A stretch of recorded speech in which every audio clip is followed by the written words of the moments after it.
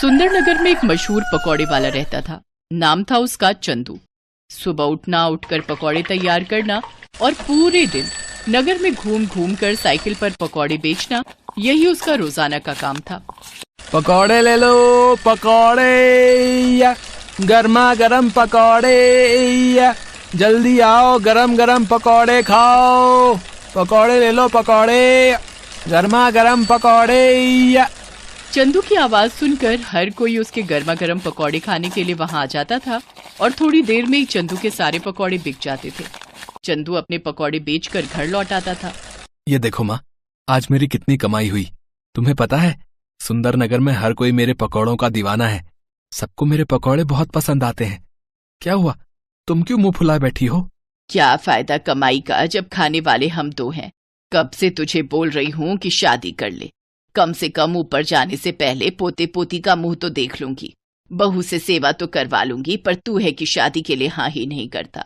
देख, पड़ोस में सबकी बहुएं आ गई हैं, एक तू ही रह गया है शादी के लिए। ठीक है माँ, अगर तुम कहती हो तो मैं शादी के लिए तैयार हूँ। वैसे भी अब मेरा काम अच्छा चल गया है, तो मुझे शादी करने में कोई परेशानी नहीं है। अगर मेरी माँ खुश है तो मैं भी खुश हूँ। ठीक है बेटा, तो फिर मैं आज ही तेरे लिए लड़की देखना शुरू करती हूँ। कुछ ही समय में चंदू के लिए बहुत ही समझदार लड़की मिल गई और चंदू की शादी हो गई। नई बहू के घर आ जाने से घर में रौनक आ गई। चंदू की माँ बहुत खुश थी। लक्ष्मी बहू, तुम तो साक्षात लक्ष्मी का रूप बनकर ही हमारे घर में आई हो। तुम्हारे आने से घर में कितनी रौनक आ गई है। माँ जी, मुझे आशीर्वाद दीजिए कि मैं अपनी सारी जिम्मेदारियां अच्छे से निभा सकूं। मुझे पता है बहू, तुम सभी जिम्मेदारियां अच्छे से निभाओगी। सुनिए, आज तक आप अकेले ही पकौड़े बनाते रहे हैं। अब आप चिंता मत कीजिए, पकौड़े बनाने की जिम्मेदारी आप मुझे दे दीजिए। अब मैं पकौड़े बनाकर दिया करूंगी, आप बेचने जाया करना। इससे आपको अपने लिए भी समय मिलेगा। कितनी अच्छी है मेरी बहू, मेरा और चंदू का कितना ख्याल है इसे।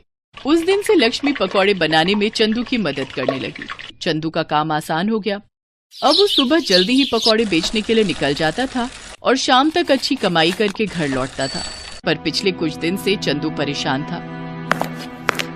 जब उसकी पत्नी ने उस परेशानी का कारण पूछा तो उसे बताना ही पड़ा।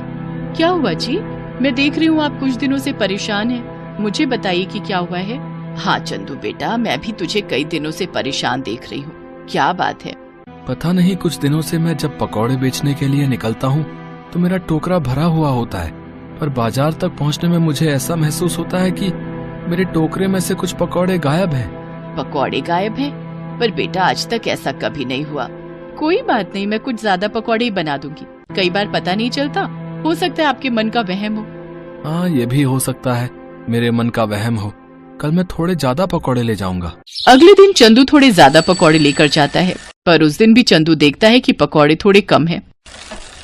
वो घर आकर ये बात लक्ष्मी और अपनी माँ को बताता है। अरे मेरे बच्चे को पता नहीं किसकी नजर लग गई है।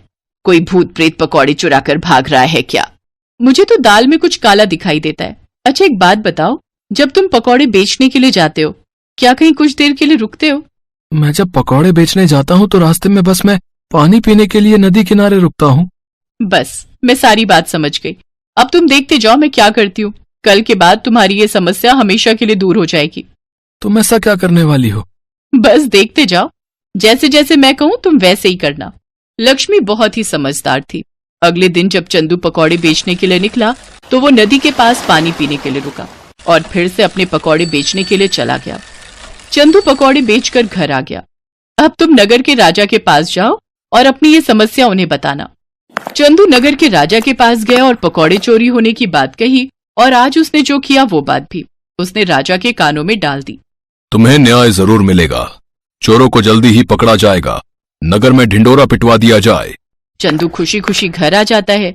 नगर में ढिंढोरा पिटवा दिया जाता है। अब बारी थी असली चोरों को पकड़ने की। क्या तुम्हें लगता है लक्ष्मी, अब चोर पकड़े जाएंगे? बिल्कुल पकड़े जाएंगे। मैंने तरकीब ही ऐसी लड़ाई है। चोर तो ये भी नहीं जानते कि उस दिन तुम पकौड़े बेचने बाजार गए ही नहीं। मैंने सिर्फ उन चोरों को पकड़ने के लिए वो पकौड़े तैयार किए थे। उन चोरों के हाथ पर गोंद लगे हुए पकौड़े अच्छे से चिपक गए होंगे। मैंने ऐसा गोंद तैयार किया था जो छुड़ाए नहीं छूट सकता। चोर तो अपने हाथों में पकौड़े चिपके हुए देखकर परेशान हो रहे होंगे, पर राजा जी द्वारा जो खबर उन्हें मिलने वाली है उससे वो बहुत खुश हो जाएंगे।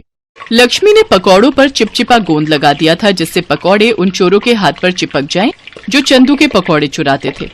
राजा द्वारा नगर में ढिंढोरा पिटवा दिया जाता है। सुनो सुनो, ध्यान से सुनो।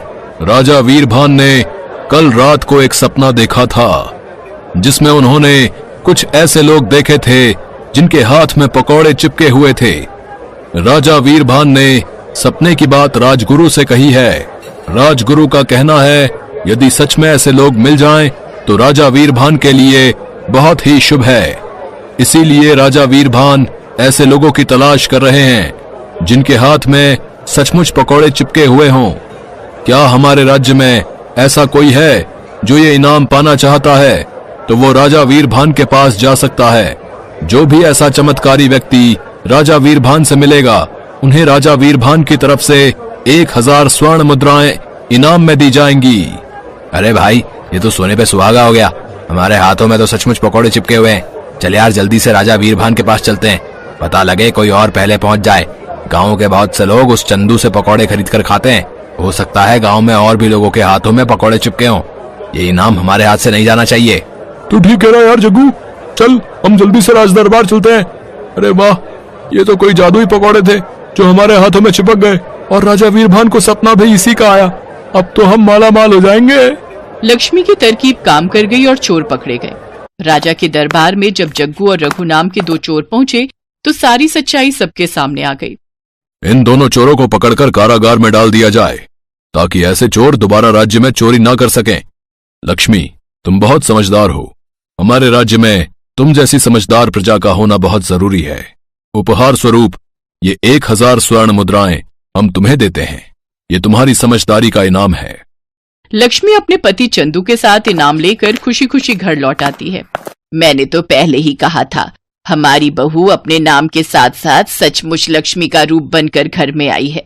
जीते रहो मेरे बच्चों, हमेशा खुश रहो।